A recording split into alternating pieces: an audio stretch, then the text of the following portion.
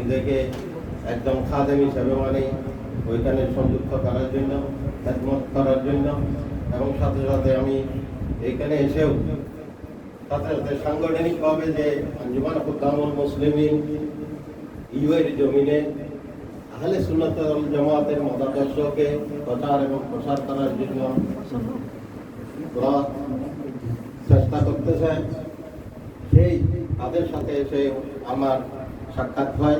তখন থেকেও আমি এই সংগঠনের সাথে সম্পৃক্ত হয়ে আমি যতটুকু আমার সাধ্য চেষ্টা করেছি আমি খেদমত করার জন্য। শুধু কারণ আমরা তো নাম যেমন করতাম, আমরা খাদেম হিসেবে এই সংগঠনের মধ্যে আমরা কাজ করেছি। আপনারা জানেন হয়তো এই সংগঠনের মধ্যে পদের জন্য কোনো প্রতিযোগিতা নাই। অনেক ভাইকে আমরা বড় বড় পদ দিয়ে হয়তো ওরা পদ না নেওয়ার জন্য অনীহা প্রকাশ করে। অনেককে পদ দিয়েছি, ওরা জানেও না যে ওদেরকে এত বড় পদ দিয়েছি। ওরা পরবর্তী বলতেছে আমরা তো এই পদ গ্রহণ করতে পারবো না এবং পরিচালনা করতে পারবো না। এইটাই হচ্ছে আমাদের আঞ্জুমান হুক্কামুল মুসলিমিন। আর বিশেষ করে আপনারা জানেন মার্কাজ আহলে সুন্নাত এক সময় কমিটি ছিল, তো কমিটির মধ্যে হয়তো পদের জন্য প্রতিযোগিতা দ্বন্দ্ব হয়। সেই জন্য আমরা এই মার্কাজ আহলে সুন্নাত প্রতিষ্ঠা করেছি। 2000 সাল থেকে কোনো কমিটি যেভাবে ধারাবাহিক কমিটি হয় পদবি দিয়ে ওই রকম কোনো কমিটি করে নাই। সেই হিসেবে আমি গুণাগার তো এই মার্কাজের দায়িত্ব দিয়েছেন। আরো যারা আমার থেকে যারা অভিজ্ঞতা ছিলেন ওদেরকেও আমার সাথে কি সদস্য হিসেবে দিয়েছেন। বিশেষ করে মাওলানা তাইব সাহেব, আমার এই বন্ধুবান সৈয়দ আব্দুল মুন সাহেব, এরা তো আমার থেকে অনেক বেশি কষ্ট করেছেন, শ্রম দিয়েছেন, কিন্তু আমার ভাই এরা আমাকে মহব্বত করেছে বা আমার প্রশংসা করেছে।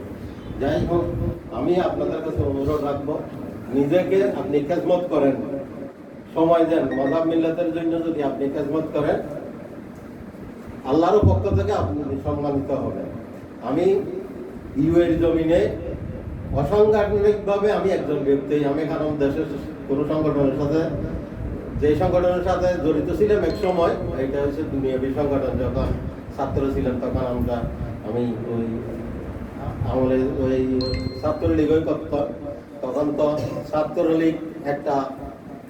ছাত্রলীগকে যারা করতো তখন অনেক সম্মান করতো, আপনারা জানেন, এক সময় শ্রদ্ধা করতো, কারণ চরিত্রবান ছিল ওই সময়। এখন তো আর নাই, এখন তো সন্ত্রাসীও আবার ছাত্র বহিরাগত সবাই কি এখন ওই নাম ব্যবহার করতেছে। যাই হোক, ওই সময় একটা পরিস্থিতি ছিল, সেই জন্য কিন্তু থাকলেও একটা আপনি কোন দল করবেন কি করবেন এটা আপনার ব্যক্তিগত, কিন্তু বিশেষ করে যখন আহলে সুন্নাত ওয়াল জামাতের কথা আসবে, আহলে সুন্নাত ওয়াল জামাতের আদর্শের কথা আসবে, তখন আপনাকে যেই দল করেন না কেন আপনাকে কি করতে হবে? কঠোরভাবে আহলে সুন্নাত ওয়াল জামাতের পক্ষে আপনাকে দাঁড়িয়ে যেতে হবে।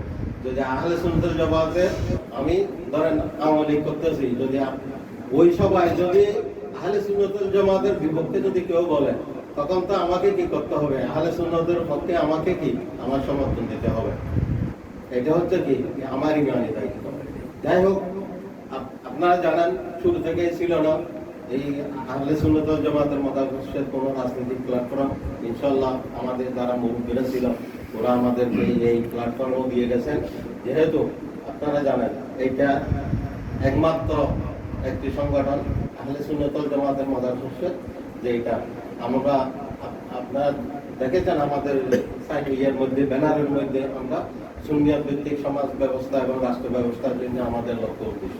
কারণ আপনারা জানেন যারা আজকে রাষ্ট্রীয় ক্ষমতায় যাচ্ছে এরা কিভাবে আজকে দেশের মানুষকে জিম্মি করে নিজেদের মতাদর্শকে প্রচার করতেছে। এখানেও দেখেন যারা শক্তিশালী হয়েছেন তারাই তাদের মতাদর্শকে আজকে ইসলামের উপর দেখেন কিভাবে ছাপাই দিতেছে ওদের মতাদর্শ। একইভাবে আপনি আপনার দেশের মধ্যে যদি একটি চেয়ারম্যান হন বা মেম্বার হন আহলে সুন্নাত ওয়াল জামাতের মতাদর্শে, নিশ্চয়ই আপনি আপনার মতাদর্শকে আপনার জায়গা মতো আপনি কি করতে পারবেন, প্রয়োগ করতে পারবেন, ব্যবহার করতে পারবেন আপনার ক্ষমতা। তাই আমি সবার কাছে অনুরোধ রাখবো, বিশেষ করে এখানে আহলে সুন্নাত ওয়াল জামাতের মার্কাজ রয়েছেন, এটা আবু ধাবির জন্য আমি মনে করি একটা বহুত ধরনের, কারণ এখানে যে কোনো সময় আমি বলি সকল দরবারের জন্য, সকল তরিকতের জন্য যারা হক রয়েছে প্রত্যেকের জন্য এই আহলে সুন্নাত ওয়াল জামাতের কি দরজা সবসময় খোলা থাকবে। এবং যারা দায়িত্ব পালন এসেছেন তাদের কাছে আমি রাখবো, অনুরোধ করবো যাতে করে কোনো ভেদাভেদ কোনো তরিকতের ব্যাপারে যাতে করে আমাদের পক্ষ থেকে যাতে কোনো ধরনের কি সমালোচনা বা এবং বিপদ যেগুলো আমরা যাতে করে না করি, এবং আমাদের চরিত্রের মধ্যেও যাতে আমাদের চলাফেরা কথাবার্তা আচার ব্যবহারের মধ্যেও যাতে করে আমাদের এই আদর্শটা কি থাকে। আর আমাদের যারা আঞ্জুমান খুদ্দাম মুসলিম যারা সদস্য রয়েছেন, কর্মকর্তা রয়েছেন, আপনারাও বরকত মুখে হন, কারণ বরকত আছে বিদায় আমাদের সংগঠন কি জানেন।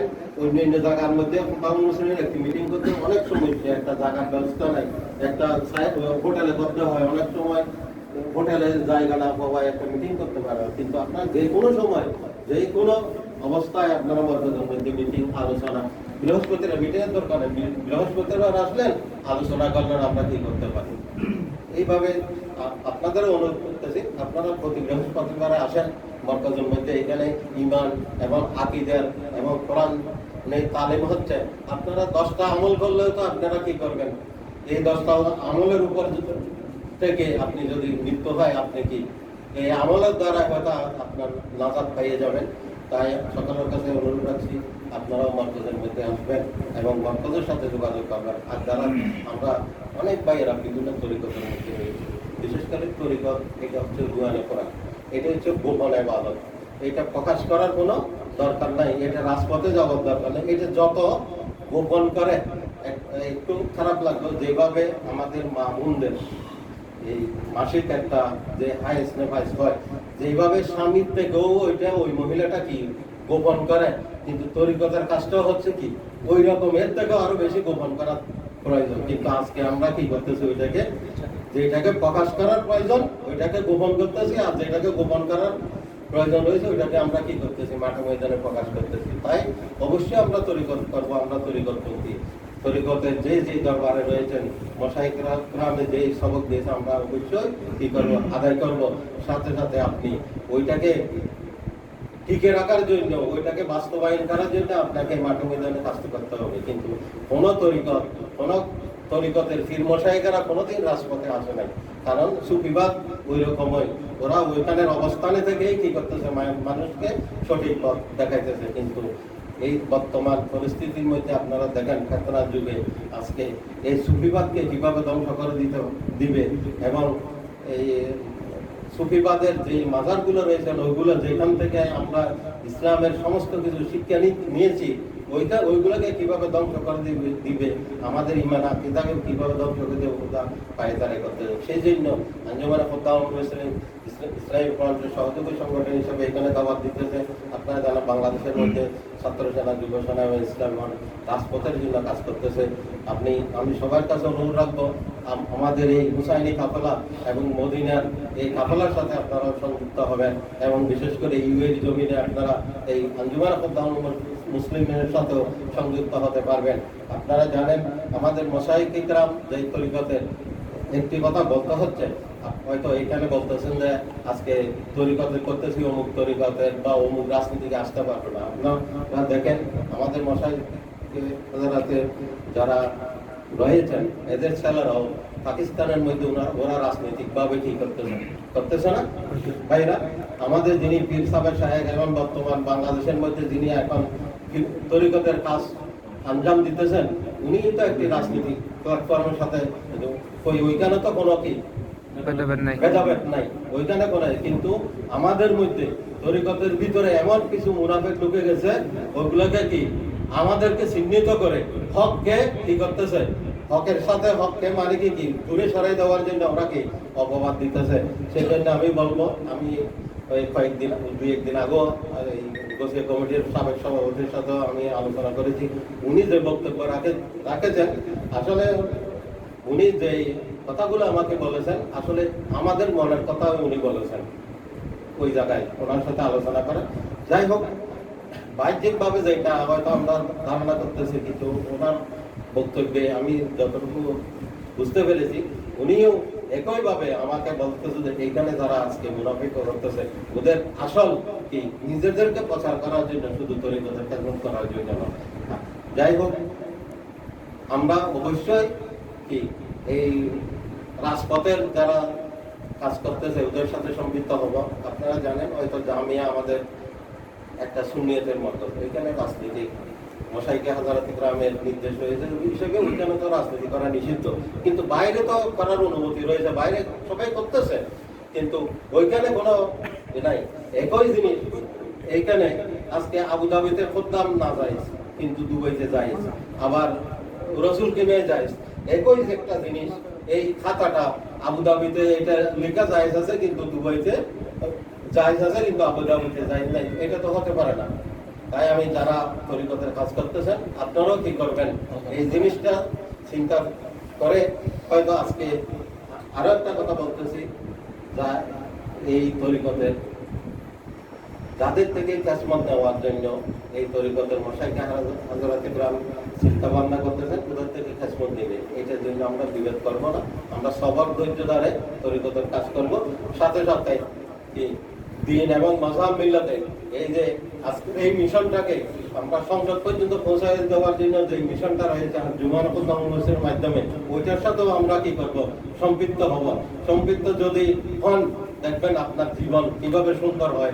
আমাদের দেশে দেখেন না, অমুক পার্টির কি ছেলে, মা বাপের নাম নাই, অমুক পার্টির ছেলে মারা গেছে, 2 দিন শোক প্রকাশ করতেছে, কিরকম কিছু না করে দাঁড়িয়ে। কিন্তু আমাদের দেখেন শোক ধরনের প্রকাশ করতেছে, আমরা পবিত্র কোরআনে পাকের কিছু সূরা করে ওরা রূহের মাগফিরাত কামনা করতেছি। এইভাবে আমাদের কি এই হুসাইনি কাফালার সাথে সংযুক্ত হবে।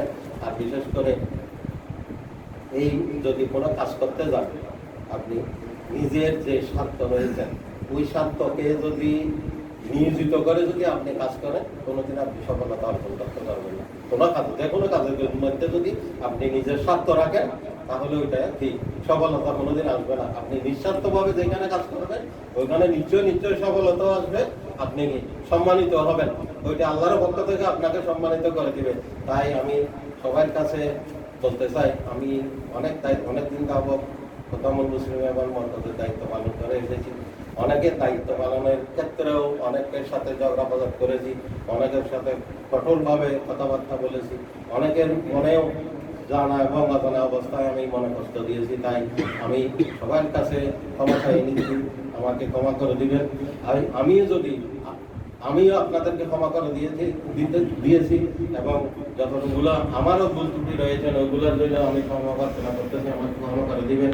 এবং দেশের মধ্যেও গিয়ে যাতে করে আমি এই হুসাইনি কাফেলার সাথে কাজ করতে পারি এবং আপনাদের সাথে এই কাফেলার সাথে যাতে করে থাকতে পারি মৃত্যুর আগ পর্যন্ত, সবাই আমাকে দোয়া করবেন।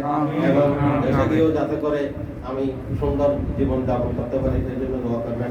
আর বিশেষ করে আমাদের সকল ভাইদের মধ্যে অনেক ভুল ত্রুটি থাকতে পারে, কিন্তু একে অপরে ভুল ত্রুটিগুলো ফেসবুকে, রাস্তায় ঘাটে, বিভিন্ন জায়গায় না বলে একটা আমাদের জায়গা আছে, এখানে এসে যদি আপনারা আলোচনা করে সমাধান করেন, আমি সবার কাছে অনুরোধ রাখবো যারাই বলেন না কেন বাইরে এগুলা আলোচনা না করে এখানে মরকজে আসে আমরা কি করবেন, মরকজের মধ্যে মুরিব্বিরা রয়েছেন এদের সাথে আলোচনা করে সমাধান করে আমরা কি করব, আমাদের চলার পথকে সুন্দর করব। আমি সকালের থেকে বিদায় নিতেছি। বিদায় তো নেওয়া যাচ্ছে না, কিন্তু খুবই দুঃখ লাগতেছে, কারণ এই আজকে 42 বছর আপনাদের সাথে ছিলাম। আজকে স্বদেশে যাওয়ার গৌরব যেমন, কিন্তু আপনাদেরকে ছেড়ে যাওয়ার দুঃখটা বেদনাটাও অনেক বেশি লাগতেছে। আমি বলতে পারতেছি না যে আমার ভিতরে কিরকম যে লাগতেছে। এই যে দিনগুলো আমার গতকাল এই বিছানায় শুয়েছি, সকাল পর্যন্ত ঘুমাইতে পারিনি, শুধু এইটা চিন্তা আমি চলে যাব এইটা। এই যে এই 42 বছরের আপনাদের সাথীদেরকে কিভাবে ছেড়ে চলে যাব সেই বারবার কল্পনা হচ্ছে। সেই জন্য দোয়া করবেন এবং সুস্থ থাকবেন সবাই। আসসালামু আলাইকুম ওয়া রাহমাতুল্লাহি ওয়া বারাকাতুহু।